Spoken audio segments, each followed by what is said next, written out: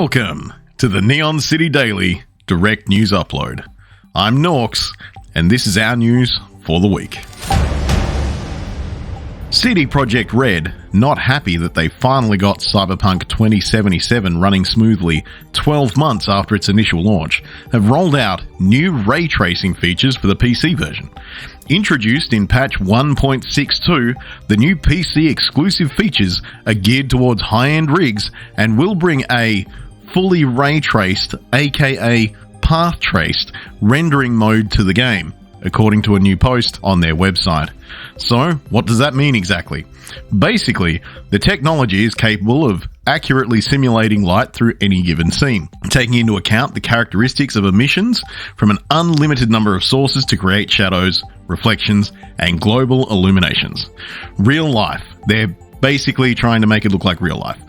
At launch, this new ray tracing madness is only available to those sporting 40 series GPUs, from the 4070 Ti and up. 3090 owners will be able to try it out, but they're limited to 30 frames per second. At that frame rate, why even own a PC? Do you wish you could have more Persona in your life? If you've been tuned into my Monday night Twitch streams, you'll know that we have plenty of love for the series. If you do too, it's potentially good news, with leaked footage of a sizzle reel strongly suggesting a Persona 3 remake is on the way. The original game was released back in 2006 and was the first in the Shin Megami Tensei sub-series to feature the school calendar and other concepts that would become its calling card. It was subsequently followed by Persona 4 and Persona 5, with each game being more popular than the last. Whilst there was an updated version of Persona 3 Portable, initially released on the Sony portable platforms, released for modern consoles back in January, it was effectively just a straight port. Here's hoping that the rumours are true. Fighting fans rejoice. Tekken 8's game director, Katsuhiro Harada, has confirmed that crossplay and rollback netcode will be supported by the upcoming fighting game. The features, which we believe should be standard in any modern fighting game, or any for that matter in the case of crossplay, were confirmed to be present while Harada was interacting with fans on Twitter. Turns out it's not completely useless just yet. The inclusion of these features is great. Now we just need to know when we can get a taste of Tekken 8 for ourselves. Harada suggests there's a beta on the way, but didn't specify when or if it was open or closed. Following on from our report last week, Studio Wildcard, developer of the popular survival crafting game Ark, have partially walked back on their announcement regarding Ark Survival Evolved, Ark Survival Ascended, and Ark 2. If you haven't, go listen to last week's episode for context, but be warned, even with it, this is still a clusterfuck. In a nutshell, if you still want to play Ark after the original server shut down, you will have to buy the Ascended version. The problem is, the version, under the original plan, included access to Ark 2 for when it eventually gets released. So, not only are you paying again for a game that you already own, but you're also paying a premium on top of that for Ark 2, a game that isn't released yet and that you might not even be interested in. In a new post, Studio Wildcard literally hit us with an "our bad" and walked the original bundle plans back. In the revised approach, you can buy the Ascended version as a standalone product and save a bit of money, as it will no longer come with access to Ark 2. We still don't like this approach. It's a lot of greed, especially when games like Cyberpunk and The Witcher 3 are getting next-gen upgrades for free. A massive Legend of Zelda Tears of the Kingdom art book leaked in February, that being the next game in the Legend of Zelda series. And Nintendo hasn't forgotten. Nintendo never forgets, never forgives. They're currently trying to subpoena Discord, where images from the art book first started making the rounds, to force the social media platform to disclose the identity of one of the users alleged to be behind the leak. The subpoena, first reported by Torrent Freak, was filed in the Northern District Court of California on April 4th, and attempts to force Discord to disclose the identity, including the name, address, telephone number, and email address of the user, Julian #2743, who is responsible for posting infringing content. That appeared in a fan-run Discord server called the Tears of the Kingdom official Discord server, which Nintendo does not run any of. They don't have any official Discord servers for Tears of the Kingdom, or any other games for that matter. We'll be keeping a close eye on this one. On one hand, the leak does constitute theft, but on the other, resulting lawsuits may set interesting and or concerning precedents when it comes to privacy and the internet. Either way, the leak didn't end up revealing too much about the mystery surrounding Tears of the Kingdom. There were no real developer commentary in there, barely any spoilers outside of some minor enemy reveals. Still, good luck, Julian. You poked the bear.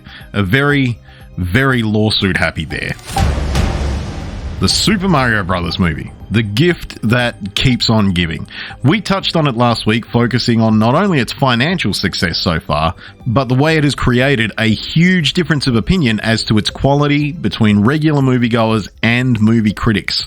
Either way, it's good news for Warner Brothers, with the movie's 5-day opening run bringing in $204.6 million in the US and $377 million globally, beating Sonic the Hedgehog, which previously held the record for the highest grossing video game movie debut.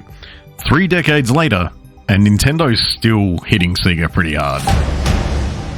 Usually this is where we'd fall into some streamer news, but there's actually not a lot to talk about, and what there is, it's just kind of dumb or depressing, mostly both. Extra Emily, no idea who that is, taped herself to a wall for the entirety of her subathon. That's a thing now, I guess. Oh, Twitch partners are angry at Twitch for not offering 50% discounts on TwitchCon tickets. Something they've done in the past, but seemingly stopped ahead of the 2023 event. In a world where E3 is no longer a thing, there's absolutely no way TwitchCon should live on. It just doesn't make much sense. But that'll do for streamer news, if you can even call it news. Last but not least, a fairly crazy story. A former Konami employee was arrested this week for allegedly attempting to murder his boss by hitting him in the head with a fire extinguisher in the office. According to the article from Japanese news site LiveDoor, which was translated by Silicon Era, the suspect is a 41-year-old man who used to be on the same team as his 48-year-old boss. The names of the individuals haven't been released yet. The two had a subordinate-boss relationship, though the subordinate said he was subjected to power harassment by the boss, which led him to try killing his boss. Power harassment, as the name suggests, is a form of workplace bullying in which someone in a dominant position of power uses their influence and status to gaslight, harass, and manipulate lower-ranking employees. This seemingly led the suspect to grab a fire extinguisher and hit his boss in the head with it from behind when the two were in the office. It's unclear just how the interaction happened, however, it's been reported that the suspect was pinned by co-workers in the office following the altercation and arrested on the spot. The subject was interrogated by police, to which he explained his rationale. "I was being harassed and I hit him with the intention of killing him." Don't know about you, but we think the new Metal Gear Solid is sounding pretty whack. That about does it for us. Be sure to tune in to the Neon City Daily podcast, where we will likely discuss a lot of this in more detail. If you want to join in on the discussion yourself, as well as share increasingly disturbing memes with fellow NCD community members, hit up our Discord. All the relevant links can be found on our website, www.neoncitydaily.com.au.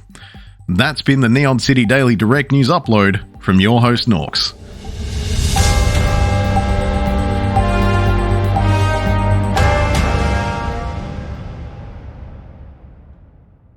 I did a big poopy and I keep on pooping and I just do all the poops all day.